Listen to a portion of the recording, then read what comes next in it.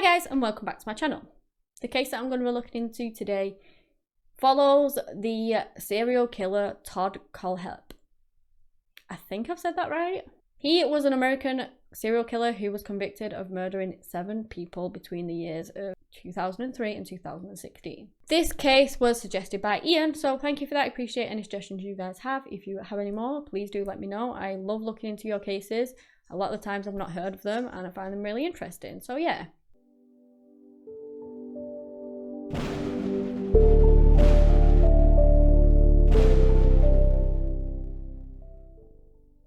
Todd Christopher Kohlhepp was born on the 7th of March in 1971 in Florida in the US. Now, I'm not sure what his parents were called. I couldn't find the information, but I did find that they did end up splitting up very early on. He was 2 years old at the time and his mother got custody of him. She moves away and within a year she's found a new man and she's like newly married, who now becomes Todd's stepfather. He didn't really see his biological father very much from what I could gather, and eventually wouldn't see him for years before he would eventually go and live with him again. But he really did want to live with his biological dad. I believe him and his stepfather had a very terrible relationship. I do not know the ins and outs of it. I don't know whether there was just they didn't gel, like they just didn't get on, or whether there was any abuse going on. I'm not implicating abuse because I do not know. I'm just saying that they didn't have a good relationship and I don't know the reasoning behind it. It could have been that, it could have been something completely different. But yeah.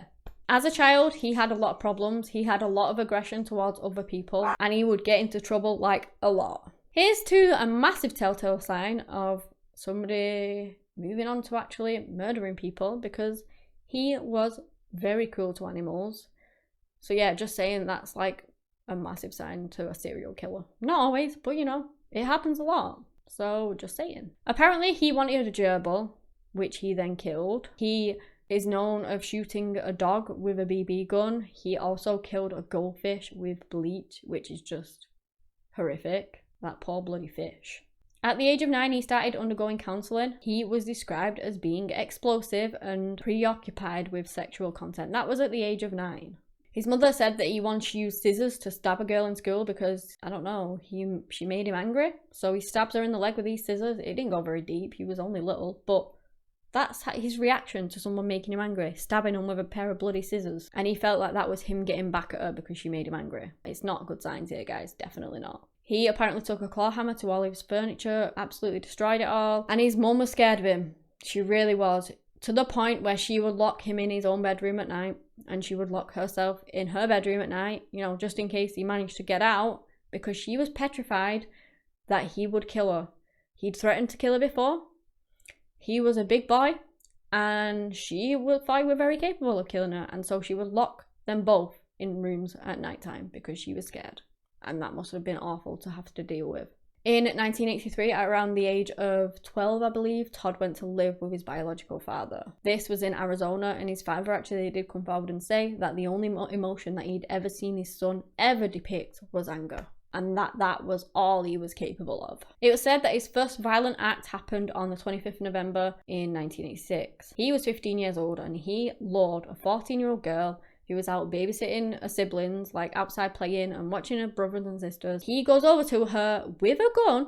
I don't know how he gets a gun at the age of 15, but he had a gun, a 22 caliber light-hand revolver, sorry. He then puts it to her, forces her to go home with him, where he then tied her up, gagged her, and sexually assaulted her. After that, he simply walks her back home, but basically says to her, if you tell anyone, I'll kill your brothers and sisters. So yeah.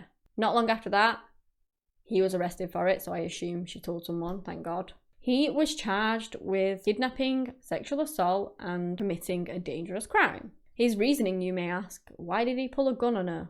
Well, he fancied her, and he wanted her to become his girlfriend.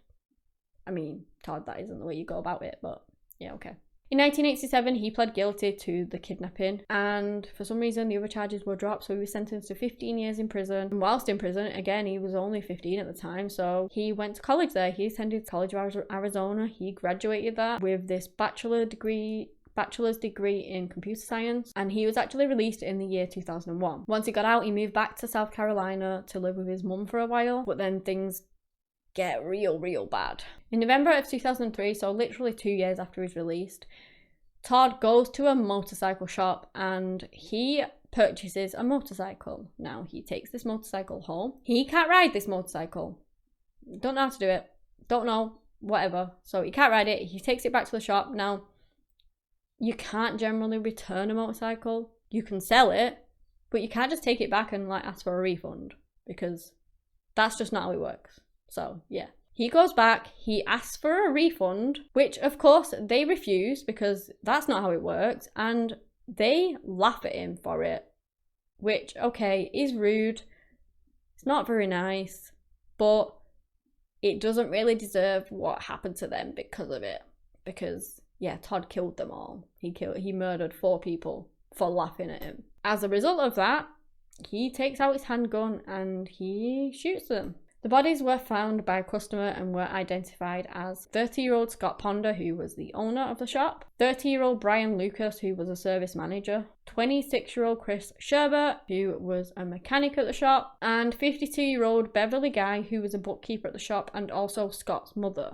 All 4 died from multiple gunshot wounds, and at the time of the investigation, the investigators believe that the gunman had come in from behind while Chris was working and with a pistol, and then they killed him. Beverly was then killed in the middle of the showroom, Brian at the doorway, and Scott in the parking lot. These murder cases would actually remain unsolved until he confessed to his crimes later on when he was caught. On the 30th of June in 2006, he went on to get his real estate license. He lied on the forms. He didn't tell them that he had a criminal history or that he was actually registered on the sex offenders list at this point.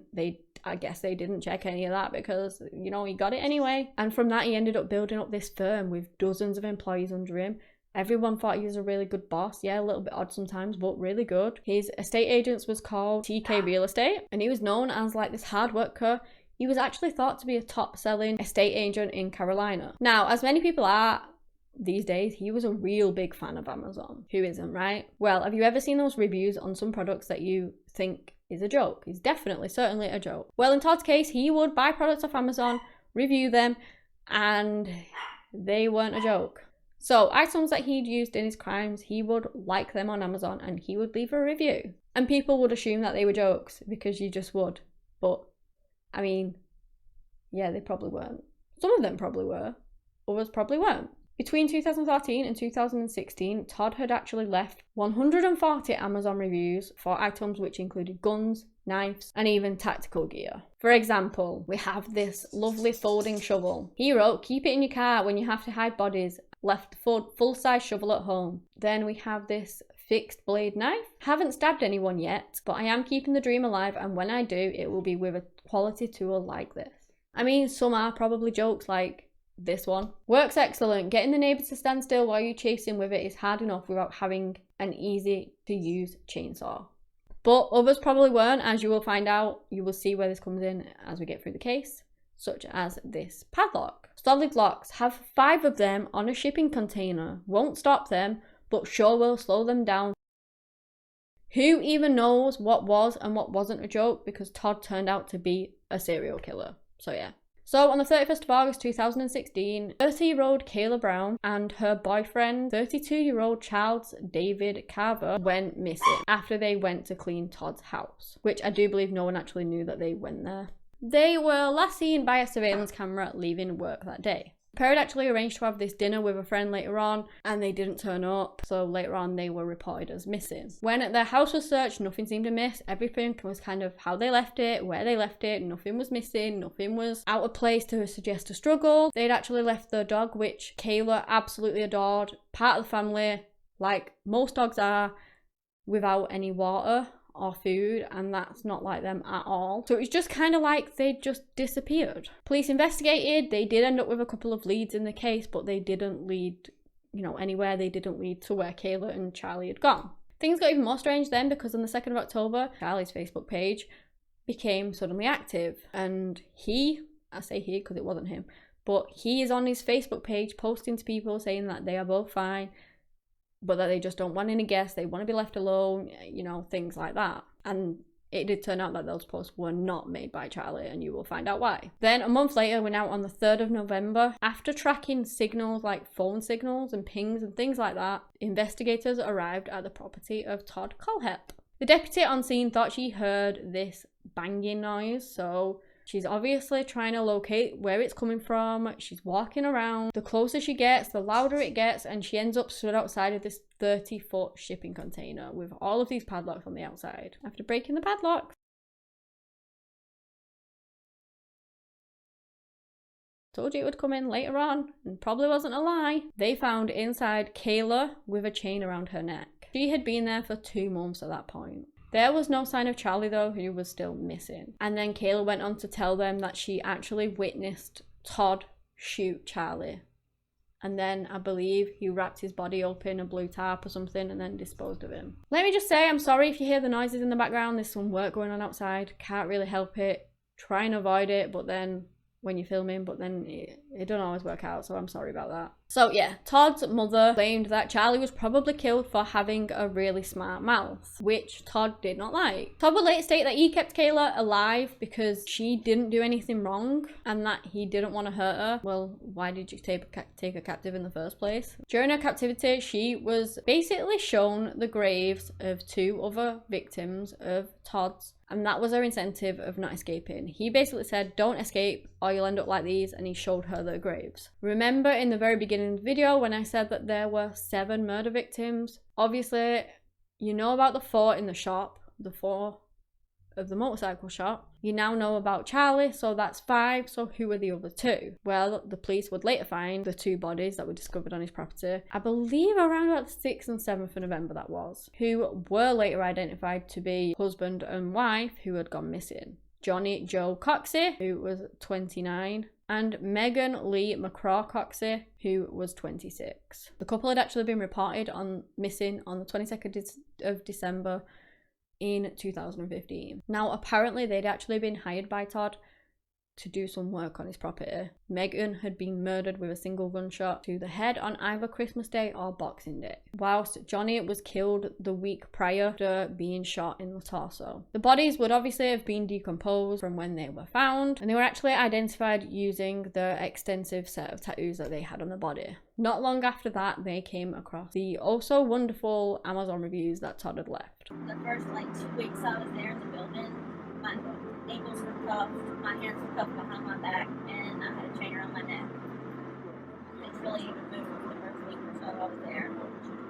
What did Todd do while you were there? He would get there between 1 and 3 o'clock every day, take me up to the main building, beat me,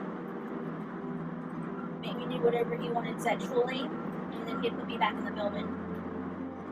And then he would always come back between 5 and 7, take me back up to the building, beat me again, most of the time, do whatever, get whatever out of me he wanted sexually again. And I refused to do anything that he wanted.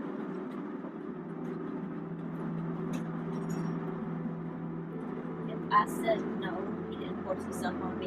He said he didn't believe in rape, but he made it very well known why I was there, and if I wasn't useful, that I wouldn't need to be kept any longer, and that he would shoot me. Did he ever tell you how many people he's killed out there? Story-wise, he told me about 4. He also told me that he walked into, a few years back, that he walked into a bike shop in Anderson and shot 4 people and left, and they never found out who did it. He liked to brag that he was a serial killer and a mass murderer. A search of the property also uncovered various weapons. It included suppressed pistols, like semi-automatic rifles, and like countless ammunition, all of which was thought to have obtained illegally. He didn't have any paperwork for it, he didn't have anything. Not that he would have been able to get these anyway with like his criminal history. I guess you can't get guns if you have a criminal history.